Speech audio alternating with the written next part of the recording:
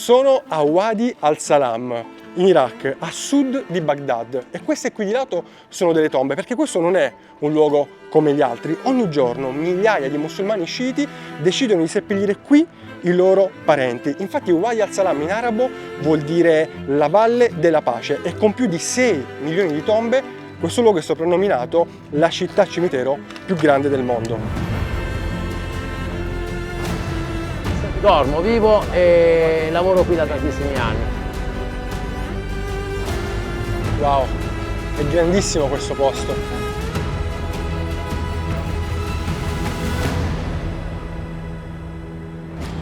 Chi siamo davvero in questo mondo? Ho lasciato il mio lavoro per cercare una risposta tra i volti e le realtà meno raccontate del nostro pianeta. Io sono Francesco e questo è Lati Umani. Questa è la città cimitero più grande al mondo, una distesa infinita di oltre 6 km quadrati, che custodisce le anime di più di 10 milioni di persone. Questa, invece, è la nuova città cimitero, un'espansione nata per pura necessità. Quando la vecchia necropoli ha iniziato a esaurire lo spazio, una crescita accelerata tragicamente negli ultimi anni da guerre e pandemie. La prima, ogni giorno, ospita migliaia di persone. Molte lavorano qui, ma soprattutto ci vivono. La seconda, ancora semivuota, è destinata in pochi anni a riempirsi, fino a diventare un vero e proprio labirinto. Ma cos'ha di speciale questo pezzo di deserto iracheno? E perché proprio qui le persone vengono a morire? Ora, la domanda che mi sono fatto quando sono venuto in questo posto è stata: ma perché tutte queste tombe? Beh, pensate che qui si trova il santuario dell'Imam Ali, che era il cugino nonché anche il cognato di Maometto, il profeta Maometto. Ali ibn Abi Talib, per gli sciiti, è il suo legittimo successore, il primo imam. È considerato un simbolo di giustizia, saggezza e coraggio e rappresenta il modello ideale di leader. E le persone hanno cominciato a farsi seppellire vicino al santuario per una questione di fede e per essere più vicini proprio all'imam. Essere sepolti vicino all'Imam Ali significa quindi per molti fedeli riposare accanto a una figura che, secondo la tradizione, potrà accompagnarli e sostenerli anche nel giorno del giudizio. Pensate che piano piano col passare degli anni questo luogo si è riempito completamente di tombe, e anche il prezzo della tomba varia a seconda del luogo in cui si trova. Più è vicino al santuario dell'Imam Ali e più costa. Oggi non è più possibile trovare uno spazio disponibile in questo luogo perché è tutto pieno, ed è per questo che è stata costruita una nuova struttura non molto lontano da questa, che è anche soprannominata la nuova città cimitero. A Wadi al-Salam si stima che ogni giorno vengono seppellite tra le 150 e le 200 persone, e per darvi un'idea delle dimensioni, con i suoi 10 km quadrati, questo luogo è grande quasi il doppio del centro storico di Firenze. E anche salendo su una torre per cercare di coglierne l'estensione, lo sguardo si perdeva all'orizzonte, non riuscivamo a vederne la fine. Questo luogo è così grande che è anche difficile per molti familiari ritrovare esattamente il luogo in cui è seppellito il loro parente. Infatti molte di queste bare sono abbandonate e molte di queste non hanno neanche delle foto perché sono così vecchie, così antiche da essere praticamente introvabili. Infatti ci sono delle bare qui che risalgono addirittura al Medioevo. Abbiamo detto che questo posto ha circa 1400 anni di storia. Ma questo luogo non è solo un cimitero, è una realtà viva. Qui ci sono persone che a tutti gli effetti vivono tra le tombe. Custodi, becchini, marmisti, intere famiglie che lavorano ogni giorno per garantire sepolture, manutenzione e assistenza ai pellegrini. Ed infatti Wadi al-Salam non è solo il luogo dei morti, ma anche quello di chi ogni giorno continua a viverci dentro. Queste che vedete qui sono delle bottiglie con all'interno dell'acqua profumata, un po' come si usa nella nostra tradizione portare fiori. Loro invece comprano dai rivenditori qui sulle strade quest'acqua per profumare le bare. E proprio perché questo luogo è più vivo che mai, voglio conoscere chi lo abita ogni giorno. Tra loro, ad esempio, c'è un rivenditore di acqua profumata che vive e dorme nel cuore del cimitero, in una baracca improvvisata, su un materasso senza lenzuola, un luogo che per molti è di passaggio, per lui invece è casa. Dormo, vivo e lavoro qui da tantissimi anni. A volte al giorno ne vendiamo 100, 100 bottiglie, a volte 80, 110, dipende da quanta gente viene, al massimo 100, 110. Se il venerdì la gente è a riposo c'è più movimento e invece di 100 ne vendi 200 di bottiglie, negli altri giorni per esempio da sabato a giovedì siamo sulle 100 bottiglie circa, ma il venerdì c'è un po' più di movimento. Non molto lontano da lui, incrocio chi queste tombe le costruisce. Alcuni li chiamerebbero becchini, altri custodi dei morti. Ma qui in Iraq, coloro che lavorano a stretto contatto con la morte vengono chiamati Haffar al-Qubur. Ho imparato il mestiere da mio cugino, figlio di mia zia materna, quando avevo circa 12 anni. Ho iniziato a lavorare all'incirca nel 2008 o 2007 esattamente, per quanto mi ricordi. A quei tempi anche la paga giornaliera era bassa. All'epoca mi davano $5. Ogni 2 giorni mi calcolavano $10. Ma io cosa facevo? Non facevo i lavori pesanti, facevo i lavoretti leggeri e semplici. Sono migliorato poco a poco. Ho iniziato a capire come costruire la tomba, ad esempio come si realizza la sua base, come si mettono i mattoni, come si inseriscono i materiali per la tomba. Per diventare capomastro ci ho messo circa 10 o 12 anni di lavoro intenso. Per quanto riguarda i costi delle tombe, varia a seconda del materiale usato. Il più economico è il marmo islamico, quello a gradini. Il suo prezzo varia a seconda del becchino. Va dai 100 ai $150, non supera questa cifra. Ti sto parlando dei soli costi di fabbricazione, indipendentemente dalla salma. Abbiamo poi lo stile europeo, ovvero le tombe che si vedono molto in Iran, fatte di marmo Razavi. Questi sono modelli di lusso e il prezzo può arrivare a circa $2000.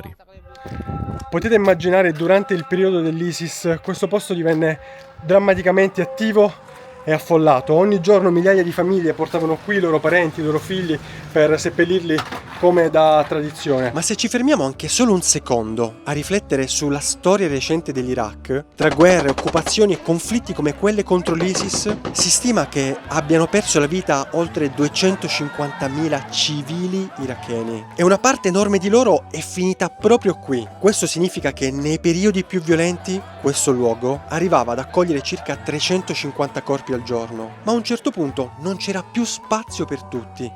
E quindi qual è stata la soluzione?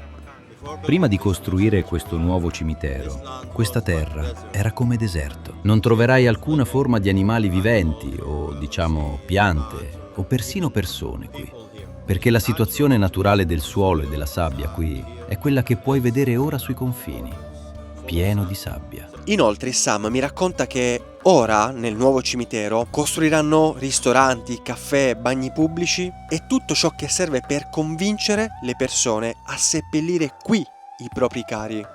Quindi hanno ristabilito l'infrastruttura e portato la terra così possono piantare questi alberi, queste palme e queste piante.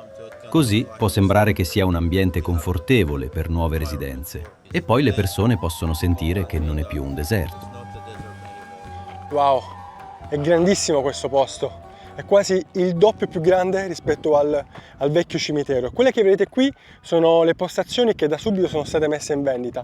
Il prezzo si alza quanto più siamo vicini all'ingresso del nuovo cimitero. E questo è molto più tecnologico dell'altro, è molto più facile localizzare la postazione, perché all'ingresso ti viene dato in un tablet, ti viene data esattamente la localizzazione della bara che vuoi cercare, e poi ogni postazione ha una lettera e un numero assegnato. Hanno già stimato che tra circa 10 anni questo posto sarà completamente pieno, mentre adesso è quasi completamente vuoto. Sotto queste tombe esiste un vero e proprio mondo sotterraneo, fatto di catacombe e di camere funerarie che possono ospitare intere famiglie, trasformando questo luogo in una città anche sottoterra. Adesso proviamo ad entrare in uno dei pochi mausolei che ci sono qui dentro il cimitero. La cosa incredibile di questi posti è che qua dentro fa un caldo perché si accumula tutto il calore della giornata, infatti molte volte è sconsigliato entrare. E poi sono tutti muri pericolanti. In realtà nella loro cultura, diciamo, è usuale quello di entrare, di poter visitare, quindi quello che sto facendo in questo momento certamente non è una mancanza di rispetto nei confronti dei defunti.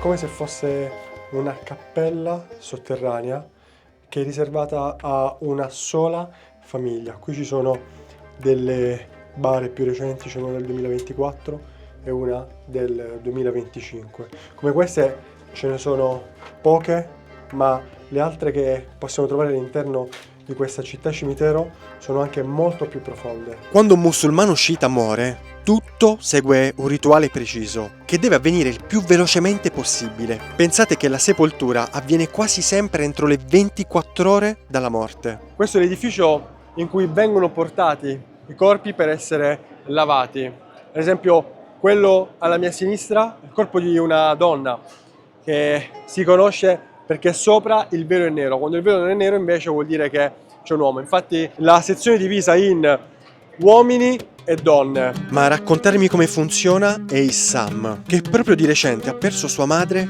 anche lei seppellita qui a Wadi al-Salam. Non appena il defunto entra da qui, lo tirano fuori dalla bara e lo distendono qui in mezzo. Ma le uniche persone autorizzate a toccarlo sono i lavatori stessi. La famiglia in lutto che piange non è autorizzata a entrare, perché devono fare il loro lavoro lontano dalla confusione. Quindi lo distendono, rimuovono ogni tessuto dal suo corpo, nudo, completamente nudo, e iniziano a pulirlo. Lo radono nelle parti intime, sotto le ascelle e tutto il corpo. Lo lavano con il sapone per via dei germi, in modo da eliminare i segni di decomposizione, sai, perché è stato nella bara in ospedale. Quindi lo puliscono con l'acqua, recitando le preghiere, i versetti del Corano, l'Al-Fatiha. Dopodiché portano il tessuto bianco, noi lo chiamiamo sudario, e iniziano ad avvolgerlo sul corpo, proprio come facevano i faraoni.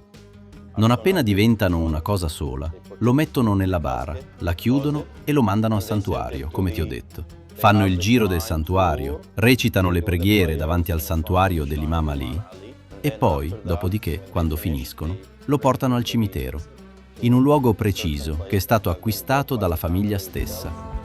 E non è affatto facile trovarne uno nel vecchio cimitero, ma in quello moderno c'è disponibilità.